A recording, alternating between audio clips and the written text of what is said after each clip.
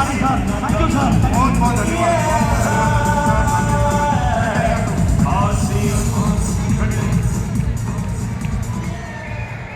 सुबह से बहुत ज्ञान की बातें हो चुकी हैं और ज्ञान हमारे से कोसों दूर है। मैं कोई ज्ञान की बात नहीं करूंगा, मैं अपने जीवन के एक्सपीरियंस आपके सामने रखने जा रहा हूं। आईआईटी का जो इंस्टीट्यूट है वो दुनिया का माना हुआ इंस्टीट्यूट है और पूरी दुनिया में कई ऐसे इंस्टीट्यूट है पढ़ाई के जहां से बड़े बड़े योद्धा निकले।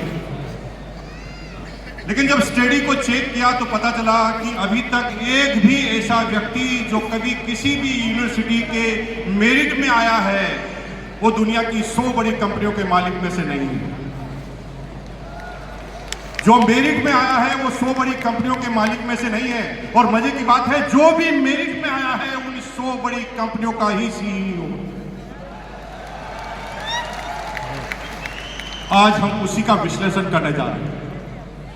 इस बिजनेस में मैंने बहुत नजदीक से देखा है, बहुत ज्यादा नजदीक से देखा है। एक व्यक्ति हैं, हमारे मित्र हैं, एमपी के डॉक्टर साहब, नाम नहीं बता रहा हूं, थोड़ा गड़बड़ हो सकता है इसमें। 16 साल पहले इस बिजनेस में आए थे, 15 साल से रॉयल्टी अचीवर है और वो इस बात को गर्व से बताते हैं। 15 साल से रॉयल्टी अचीवर है, कभी रॉयल्टी उनकी टूटी नहीं, लेकिन रॉयल्टी से आगे भी कभी गए नहीं। पूर्व में जिस कंपनी की डायरेक्ट सेलिंग में गए थे वहां पर उन्होंने सिल्वर का लेवल हासिल किया।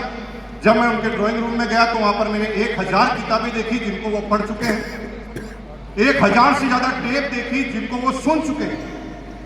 जब मैंने ट्रेनिंग लेना चालू किया तो मैं जिस वर्ड को भूल जाता था वो डॉक्टर साहब पहले ही उसको बता देते थे, लेकिन वो रॉयल्टी से ऊपर नहीं है। लेकिन एक एग्जाम्पल और देखा, जो बिहार के गांव में पैदा हुए, पढ़ाई से अनपढ़, अभी भी अमूठा टेक है। हमेशा आईफोन रखते हैं और वो भी सबसे लेटेस्ट वाला। अभी उनके पास आईफोन 15 है।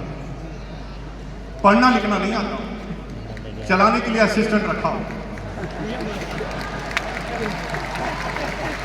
और वो इस बिजनेस के रूबी पिन अचीवर हैं। इनकम है 3 लाख से 2.5 लाख रुपए पर मंथ। ये क्या हो रहा है? एक आदमी जिसके पास पूरा ज्ञान है वो आगे नहीं बढ़ पा रहा, और एक आदमी के पास ज्ञान है ही नहीं, वो इस बिजनेस का रूबी पिन अचीवर। हम इस प्रकृति को समझते हैं, इस बिजनेस में ज्ञान से ज्यादा लेना देना किसी और चीज का। एक पेड़ से अमरूद तोड़ने का ज्ञान सभी को है। जब आपकी एज 15-16 साल की थी ना, जब अमरूद के पेड़ के सामने से निकलते थे तो खाने की इच्छा होती थी, लेकिन उस पेड़ पर अमरूद तोड़ने की ताकत नहीं हुआ करती। क्योंकि ज्ञान होने के साथ साथ अगर काम करने का मोटिवेशन नहीं है तो ज्ञान फिर दूसरों के लिए काम आएगा, आपके लिए काम नहीं आएगा।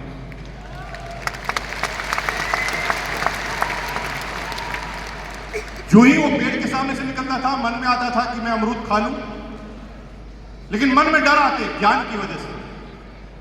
अरे नहीं भाई, मालिक आ गया तो, पकड़ लिया तो, इसने मुझे मार दिया तो, मेरे फादर को बोल दिया तो, और आप इन डर की वजह से उस अमरूद को तोड़ते नहीं। लेकिन जब मोटिवेशन होता है, 4 दोस्त जब उस अमरूद के पेड़ के सामने से निकलते हैं, चारों एक दूसरे की शक्ल देखकर ही समझ आते हैं कि चारों क्या सोच रहे हैं।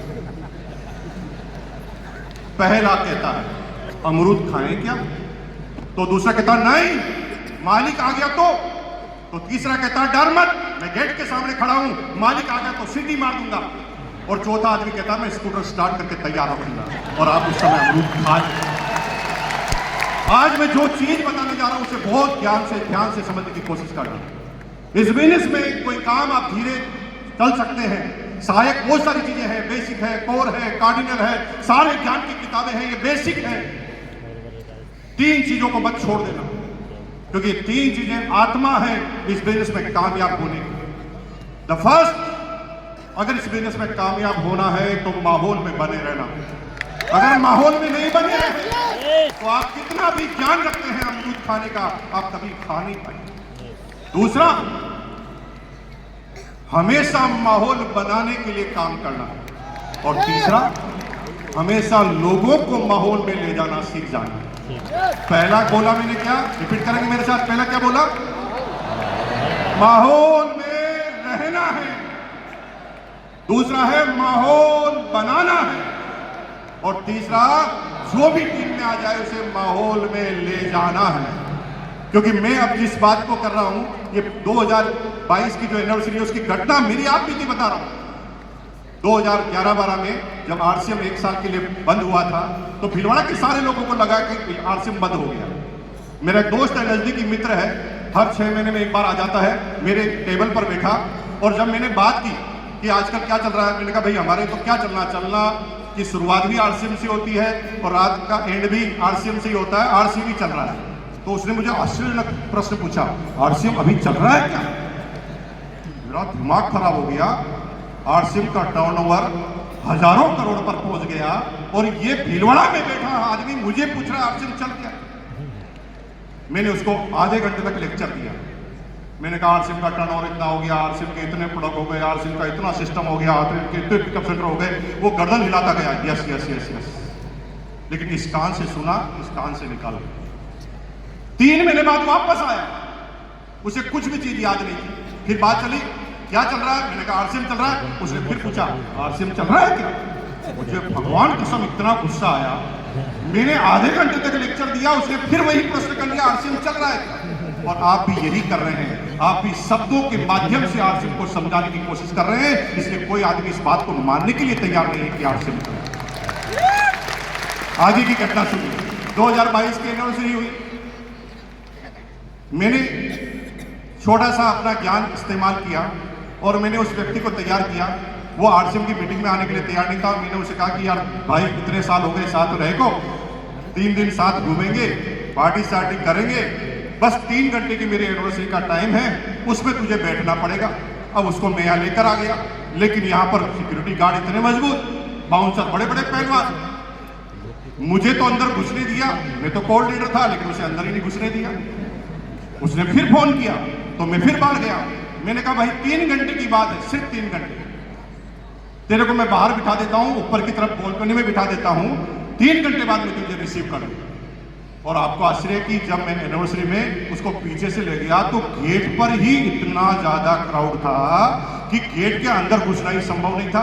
मैंने 3 साथियों को लिया, उसकी पीठ पर हाथ लगाया और लगाया जोर लगा के अंदर घुसा दिया। जब वो अंदर घुस गया तो भगवान कसम वो 3 घंटे तक वापस बाहर ही नहीं निकल पाया। निकलना चाहता था, निकल ही नहीं पाया। उसके दिमाग में वो चीजें उसने देख ली जो सुनने से असर नहीं होता था। अब वो भीलवाड़ा में मेरे साथ गया, किसी को उसने पूछा कहां गया था, वो कहा आरसीएम की सेमिनार में। तो सामने वाले ने पूछा आरसीएम चल रही है क्या? तो वो इतना चिढ़ गया, उसके बाद चल रही है, दिमाग खराब है तेरा, साला अंदर निकल नहीं पाया, बाहर निकल नहीं पाया, 3 घंटे तक चल रही है। एक बार में बात घुस गई। जिन शब्दों से तुम काम चलाना चाहते हो उन शब्दों से नहीं चलेगा। जब तक माहौल में नहीं रहोगे, जब तक माहौल दिखाओगे नहीं और जब तक माहौल बनाओगे नहीं, तब तक आप कामयाब होने वाले नहीं। और अगर इस काम को आपने कर लिया तो दुनिया की कोई ताकत तुम्हें नाकामयाब कर ही नहीं सकती। माहौल बनाना आता है क्या? माहौल बनाना आता है क्या? भाई पीसी जी ने कहा गुरुकुल, आप माहौल में रहोगे, सीखोगे। पीसी जी ने कहा कि वृक्ष जो पौधारोपण का कार्यक्रम करना है उससे फिर माहौल बनेगा। आप सेमिनार में आओगे, फिर माहौल बनेगा। लोगों के साथ माहौल बनाओगे, रहोगे और माहौल में लोगों को ले जाओगे तो कोई नाकामयाब हो नहीं सकता। हम सिर्फ ये जानना चाहते हैं कि माहौल बनाना आपको आता है कि नहीं आता।